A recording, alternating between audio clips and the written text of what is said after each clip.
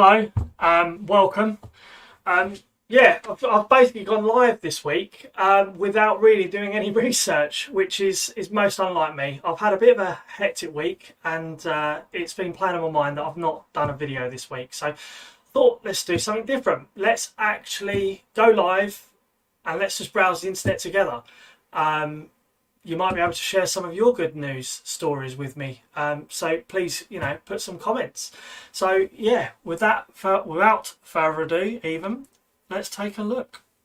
So I've loaded up sort of a couple of websites I usually take a look at. You've got the BBC, you've got positive.news, you have sunnyskies.com/good-news, and then you've just got the good old goodnewsnetwork.org. Now, they actually cover quite a lot of my content, if I'm honest with you. There's effectively, I'm not going to keep rambling. Let's take a look at some of the stories this week. Sorry, a bit of a computer problem. There we go. Okay, so 37 years ago, she started to make Braille children's books to cut the cost 90% and donate them worldwide. Seems like quite a good story. Mercy Chefs serves a 10th million meal, then heads to Texas to feed bodies and souls. No good reading out loud, as you can tell. New X Prize funded by Elon Musk will award $100 million for top carbon removal ideas. Let's have a quick look here. I might come back to this actually. I'm going to go over to BBC. Let's see if we can cover some UK-based news to start off with. So, good news for the rare whale population in the Atlantic Ocean. I'm going to have a quick look at that one. I'm not going to cover anything on COVID. We hear far too much of that. I'm going to try and, keep it slightly different. Jamie Johnson, no. Killing Eve, no. This is all to do with television. Let's go to the whale one. Let's have a look. So, there's hope for a rare breed of great whale as a young calf was spotted off the coast of the Canary Islands in the North Atlantic Ocean. Scientists have said that they've overjoyed to see the footage, which was being filmed in December 2020, of a 4-metre long North Atlantic right whale. 4 metres long. That's not that long, is it? It's not that big. Don't get me wrong. It'd be pretty scary if it came up next to you, but you sort of associate whales as much bigger creatures than that. But 4 metres. Yeah, still wouldn't get me winning in a fight with that one. So the calf. It's a calf. There we go. Should continue to read it all before jumping to conclusions. So it's a calf. That'll be why it's only 4 metres. Was spotted 1,000 miles from where it's usually spotted. Yeah. So I mean, looking at this map, that's. Yeah, I guess my whale knowledge isn't fantastic, if I'm honest with you. I would guess that you wouldn't really sort of see them just off the coast. You'd kind of want to see them. You'd probably see them sort of in the centre, really, wouldn't you? It's not often that you see them on coasts, especially with like African countries. I mean, they're not in warm climates, are they? I don't know. I'm going to have to do a bit more research on that one.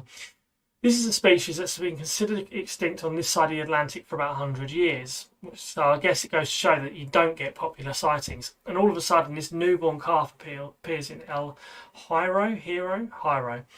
Researchers say that the age of the calf suggests the species might be breeding in the North Atlantic on the European and African side. Yeah, so I'm guessing you usually get them maybe nearer Cuba and Dominican Republic. Okay. It could be amazing news as they were thought to be only around 350 in the North Atlantic right whales left. It's a bit of a tongue twister, isn't it? It's thought that only to be around 300 to 350 of the North Atlantic right whales left. The reason these whales are so rare is because they are hunted in an early 20th century. Right whales in particular were easy to catch as they move slowly, linger in coastal areas and float when killed. The species was the first whale to be protected by law in 1935. I've never got my head round you know, the whole whale hunting thing. Hunting for kind of any animal, to be honest, is difficult for me personally to get my head around. Um, you know, if you're living in a first world country, there's no really, you don't need to hunt, do you? Really? I mean, if you're an experienced hunter and the animal dies straight away, it's obviously better than you being inexperienced and having to take several shots. But the whole whale hunting thing, I've never been able to get my head around it. It's as far as I'm aware, no one eats whale. It's just purely for medicinal purposes, of which I think are they not just placebos. So you know that is good news. That is good news that we're actually starting to see that particular type of whale on this side of the Atlantic. Let's have a look. Let's see what else there is. National Love Your Pet Day. Shouldn't have to have a national day for that. You should be loving your pet every day. Unfortunately, I lost a pet recently. They just become part of your family, don't they? Yeah, I'd say I actually love animals more than I do humans, to be honest with you. Because animals never really, I mean, they can be naughty, can't they? But they're just so loyal. You know, they never let you down. Other than, you know, going to the toilet on your carpet when they should be really nagging you to go outside. That's about the only time they ever let you down. Get paid $3,200 to create art on this remote Michigan island. Volunteers in Texas save thousands of sea turtles. Yeah, that's a bit of me. Let's have a look at that one. Villagers create amazing nighttime window displays to cheer up neighbours. By the way, if there's any articles you see here that you want me to go into, please just put them in the comments. I'd love to, explore them for you. See how teachers broke the world record for the largest single drawing made by one person. These 6 cities and this state will pay you to move there. Without clicking on it, I'm going to make assumptions that they desperately need habitants. I can only assume they're not actually quite as nice and as rosy as these pictures made out. Because why would you want people moving into the nice landscape? So I can only assume they're run down places that need to be habitable. This brilliant low-income housing is made from coffee waste. So that's good. NASA's land on Mars. I don't know if you actually saw the Mars landing. That was pretty good. Watch billions of years shifting. No. Man raises 25,000 for 7-year-old woman. Yeah, that's a bit of me. I'll watch that. Or read that, should I say. World's first home hydrogen battery powers your house for 3 days. I mean, this article, I was having a conversation with someone yesterday just about the whole electronic car industry at the moment, and the technology is just not there. I don't have an electric car, but it's something that I am looking to get, but I don't want to buy cheap, buy cheap, buy twice sort of thing. I don't want to just get an electric car for the sake of getting an electric car now, only for that technology to not, last very long, and then it has to just be replaced anyway, because what a waste of materials. Effectively, what would it get recycled? Would it go to landfill? So I've got a car, I can get 55 miles per gallon out of it. That's good enough for me. I'm just sticking with that for now, and then when the technology's improved, I'll end up getting an electric car. I mean, in terms of like powering your home for 3 days, that's pretty good. Again, that technology is only going to get better. You might be able to, power your house for 30 days off of one single charge. So, yeah, I can't imagine those batteries are cheap either. I'm not going to cover COVID stuff, as I've already mentioned. I hope your migraines clinical trial shows the benefits of yoga and meditation. So I'm not going to read that one. Summary would suggest that yoga and meditation actually help with migraines. Sometimes the title can actually spoil the article, so you don't actually get the click through. Startup cleans up laundry detergent with powerful soap that uses bio ingredients. That's all a bit too scientisty for me. Paris is turning its dark underground parking lots into organic mushroom farms. Let's have a look at that one. It's quite interesting. Mardi Gras becomes Yardi Gras when float making company gets orders for porch floats after the parade is cancelled. 110-year-old has turned into singing sensation on social media. Go on then. Let's have a look at that. Right, I think I've got a few here. So let's have a look at the turtles. Volunteers in Texas save thousands of sea turtles from shocking cold weather. I actually covered. What did I cover? Texas is ringing a bell. I actually covered a story on Texas, or am I thinking of Tennessee? I did the River Tennessee, but I thought I'd covered a story in Texas recently. My memory's terrible, but yeah, by all means, have a look at some of my most recent videos. It should be in there. In a mist to the mind-boggling severe cold snap, heroic efforts are being made in Texas by warm-blooded animals to save thousands of their cold-blooded neighbours who lack the ability to fend off the freezing temperatures. Okay, wow. They rescued more than 4,900 sea turtles from death by cold stunning, an event that causes the turtles to fall into comatose if the water drops below 1550, percent Fahrenheit. I'm just going to see if there's any pictures. Volunteers' efforts have as Tuesday already managed to scoop up 1,700 turtles. Where do you put them? I mean, that boat's not massive. Oh, there's no photos. There's a video, Facebook video update. Let's see if I can play this for you. Bear with me. Where's it gone?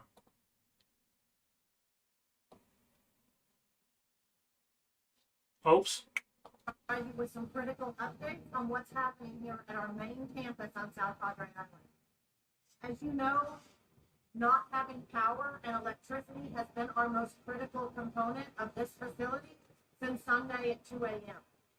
Our patients need warm water and filtered water to stay alive, and we have been critically concerned with our resident patients, our residents that live here in 350,000 gallons of water in our resident center, and our hospital. It's unfortunately not quite what I was looking for. That's what happens when you jump articles. I haven't actually read. That's obviously about something else. So they must be rescuing these sea turtles, and then that's where they're effectively housing them. It's a huge community effort. I mean, look, without me reading too much into this, it's going to be cold, even for a human being, and to rescue these sea turtles is it's just amazing, isn't it? Put them in a makeshift ITCU. Yeah, intensive. No, what does ITCU stand for? Oh, I'm not sure. I'm gonna have to Google that one. Right. Okay. Next article. Man raises $25,000 for a 70-year-old woman who's worked at KFC with a smile for almost 50 years. None of these ladies look 70. Right, this is obviously Jason Switzer. Apologies if I've got your name wrong. First met Amelia when he and his mum would stop for a weekly Sunday meal. For being a young boy and hanging out with my mum at the walk-in location at Broadview and Gerald in Chinatown, Svitzer, I'm so sorry, I'm terrible with names, told the Toronto Sun, when you grow up, you recognise a face that becomes part of your mind space. If this is the lady, forgetting about the $25,000, I actually think the fact that she's 70 is amazing. If that's Amelia, the badge is like too blown out. I couldn't zoom in to see the name, but there's no way she's 70. No way. I want to know how he's raised $25,000 though. Not long after who growing concern for Amelia's well-being during the COVID-19 crisis came up with a plan to honour the woman who's been serving Painted brand personalised customer service for community for nearly 50 years. In order to ensure that 70-year-old Amelia would have transportation, PPE, rent money and other necessities, as well as financial cushion for the future, Svitzer set up a GoFundMe on behalf so Amelia can continue being an amazing person. Wow. So he set up a GoFundMe page and he's raised $25,000. He's on target to reach the campaign's 30,000 goal. That's just crazy.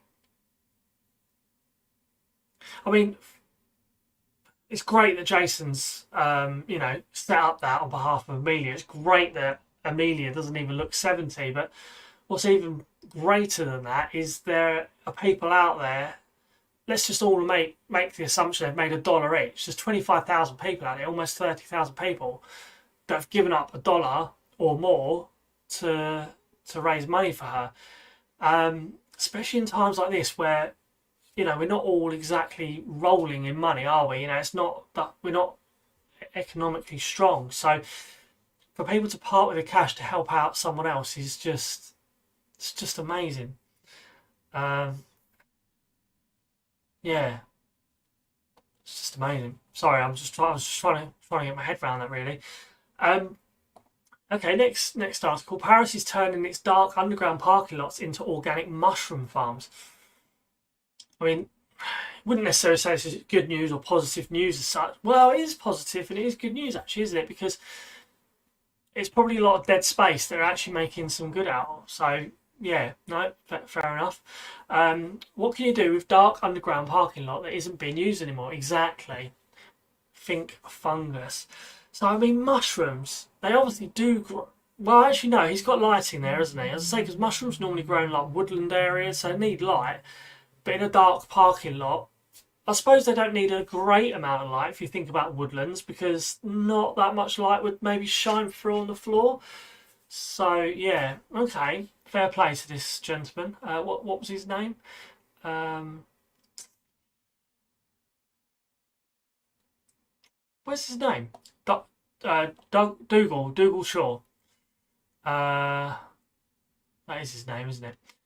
Cycloponics. So I've heard of hydroponics, but yeah, I've not heard of cycloponics. So he grows shiitake, oyster, and white button mushrooms. Cycloponics grows chicory and French delicacy can grow in the dark, as well as microgreens like mini broccoli.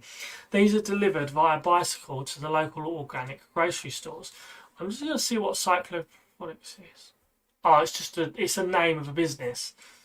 It's not actually a terminology. Yeah, fine. I thought it was terminology for growing something, but obviously not. Or maybe it is, and they've named their company after that, but I'm not sure you'd be able to get away with that one. Um, in a BBC video news report, the Operation Dougal Shaw details how in 1960s and 70s large apartment blocks were almost always built with underground parking garages. Now car ownership is dwindling. Yeah, I suppose it would be, like especially in a lot of cities and stuff, where there's congestion charge and narrow streets as well. I mean, thing is, the narrow streets in the 1960s and 70s would have been there anyway. But I suppose cars are getting a lot bigger now. So maybe garages are actually becoming redundant. So no, kudos to actually utilising this space. It's not just dead space. I mean, you could also do a lot. You could do a lot with this sort of space. But I mean, if you're able to grow food, um, we all need food, don't we? It's definitely a necessity. So I'm not exactly saying that the space is going to waste. So no, fair play. I'll read. Yeah, I'm going to read all of these like properly later. I'm just conscious you probably don't want me to go through them word for word. 110-year-old has turned into a singing sensation on social media. I mean, this is again without reading the rest. Just goes to show you how powerful social media can be. I mean, there's a lot to be said about social media. You can get a lot of negativity on there, but you can also get a lot of positivity. I mean, look at, is it Uncle? No, not Uncle Tom. Uncle Tom's Cabin is the name of the ice cream parlour down the road from me. Captain Tom, it was, wasn't it? Captain Tom. So unfortunately, he passed away now, but he raised a lot of money doing. I think it was 100. What's it called, lengths of his garden. He raised a lot of money, so and that was because of social media. Without social media, he wouldn't have got the publicity and generate the volume of donations that he did. Rest in peace. Not Uncle Tom, Captain Tom. Right. Some dreams take longer to come true than others, but with the help of the 21st century social media and her Gen Z great-grandson at the age of 110. One British woman is realising hers at long last. I mean, World War One. At the end of World War One, Amy Hopkins was a 7-year-old child. I mean, this lady's gone through a lot, hasn't she? Who loved nothing more than to sing and dance. As a teen, Hawkins set her sights on becoming an entertainer. I just want to go back to this World War One thing. So she was 7 years old, so she would probably still have some vague memories of World War One. I mean, she was born, like, yeah, she was obviously alive during the First World War, because, yeah, just, I don't know, I've just got a lot of respect, and, yeah, like, not admiration, well, obviously admiration as well, but just, I don't know, it fascinates me that people have gone through multiple wars, and they must look at society these days and think, you've got it so easy, but we are just very quick to complain, aren't we, with what we've got. So Hawkins was on her way touring the country with a dance, how do you pronounce it, troupe, with a dance troupe, until her ambition to tread the boards was cut short by her mum, who didn't see it as a respectable occupation for a young lady. Oh, I see, right, okay. All these years later, the centenarian, another tongue twister, lives at home in Monmouth, South Wales, surrounded by her loved ones. Right, okay, sorry. I want to get to the point where what's she done? On Hawkins' 110th birthday, Sasha videoed his great-grand singing one of her favourite World War One tunes, It's a Long Way to Tipperary. When Freeman jokingly suggested Sasha post it to TikTok, neither of them could have imagined the overwhelming upbeat response it would receive, reaching 100,000 views and a bevy of emotional accolades in just days. My great-grandma enjoying her birthday. Lots and lots of hashtags. Reading the comments, people have been in tears because they miss their family or think about the family they've lost, Freeman told the BBC. Yeah, again, I mean, I'm not a massive fan of TikTok. There's a certain individual that lives in my house that wastes too many hours on that. Yeah, but, you know, you could argue it's worth it for, you know, people like Miss Hopkins or Mrs. Hopkins. Amy Hawkins. Yeah, I don't know. I'm so like mixed emotion about social media. Is it good or is it bad? It's a bit of both, isn't it? Just really sort of depends on the day, depends on what side of the bed I get out of. Yeah, anyway, I digress. Let's see what other sort of news stories there are. Have I actually highlighted any more? So we've covered the whale one. Okay, let's have a look here. So 92-year-old local hero shovels snow for his neighbour. Let's give you some airtime, sir, because that's a very nice thing to do. Furniture store owner provides shelter and warm meals to Texans without power. I'm quite interested in that one. Stranger buys a boy a basketball hoop after seeing him shooting hoops into a trash can. Well, that's quite kind, actually, isn't it? Again, you know, I'll give you a bit of airtime. Let's see. Look, there's loads there. I'm not gonna. Oh, hold on. Right, the turtles one. Want to see if we've got some videos or photos even. I mean, this boat doesn't look that big to me, so they must be doing several trips. Anyway, right. So, 92-year-old local hero shovels snow for his neighbour. Oh, that threw me. I thought he was talking to me. It's the video.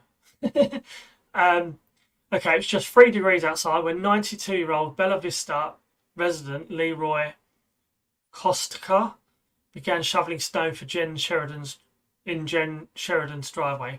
Everyone should have a 90-year-old neighbour hero who brings a snow shovel and shovels your driveway and front porch off.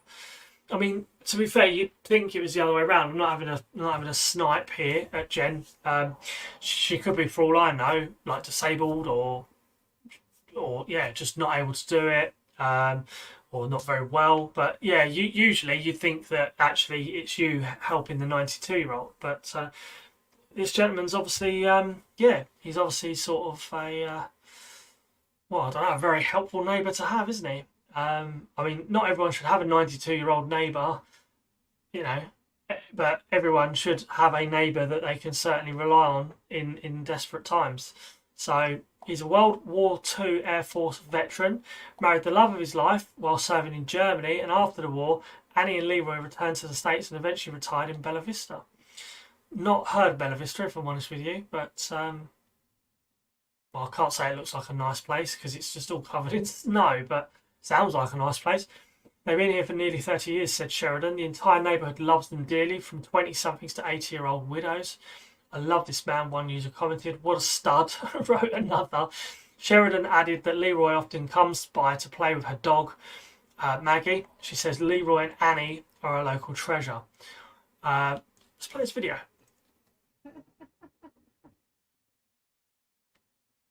He's very mobile, isn't he, for a 92-year-old? Got to give it to you, Leroy. You're obviously, I mean, it's great he's actually up off the floor, not great up off the floor, out of his chair. I mean, I'm losing the plot. I'm obviously very tired.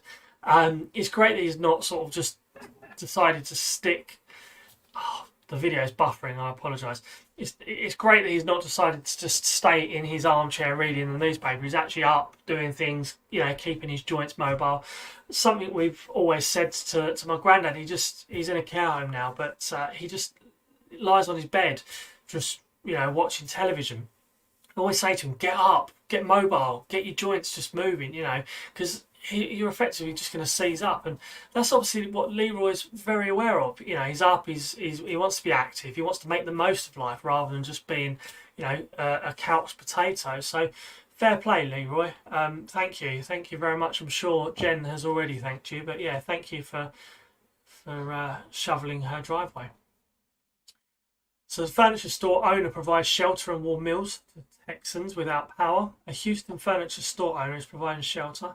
I mean, yeah, I don't know if you have like an IKEA over where you are, but over here we've got IKEA, the Swedish furniture sort of store. I suppose that's maybe the equivalent of them opening up, isn't it? And letting you just use their beds and their sofas and things like that. But I mean, this is obviously just a local sort of furniture store, because there's a lot of news coming out of Texas recently, I feel. Yeah. I do feel that.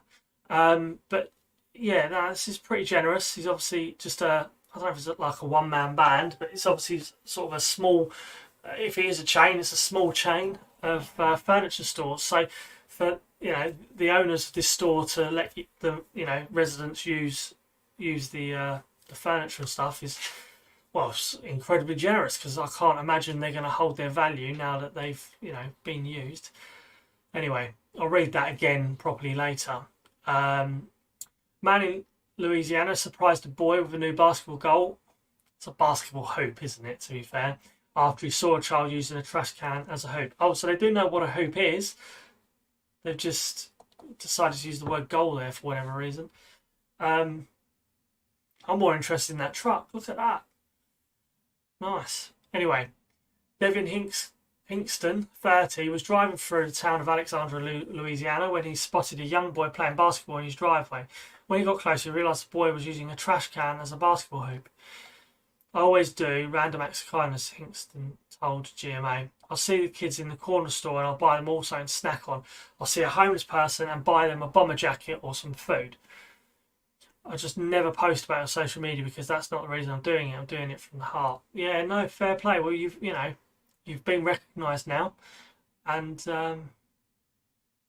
hopefully, you know, someone passes the good deed on to you. I mean, with a truck like that, you obviously don't need kind of money, because that doesn't look cheap, does it? It's quite an expensive truck. This man was a complete stranger, Williams said. I started crying because it was an angel in disguise.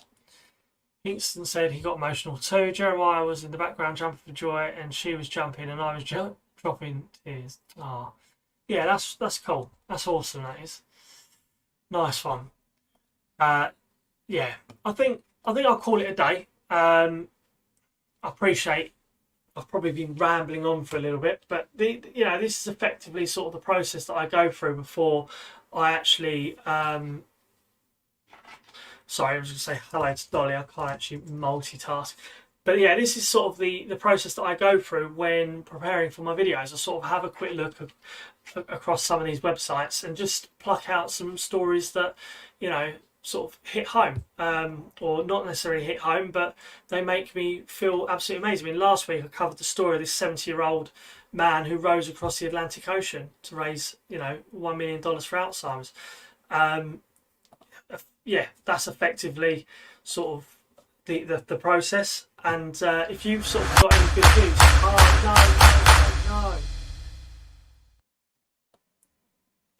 Sorry about that. Absolute amateur mistake. I pushed the wrong button. I was just saying, if you've got any good news, please feel free to put them in the comments below. I cannot believe I pushed the wrong button. But yeah, this is what happens when things go live. I am actually going to defend myself here, and even the biggest news corporations make these silly mistakes that get plastered all over YouTube. So enjoy laughing at my expense. Thank you very much for popping in. Thank you very much for watching, if you're watching this back on replay. If you are actually interested in watching a more structured video, then feel free to check out all the videos on this channel. I cover quite a lot of good news stories. There's several hours of footage there for you to get through. Yeah, feel free to put any comments with any feedback or any good news that you've had this week.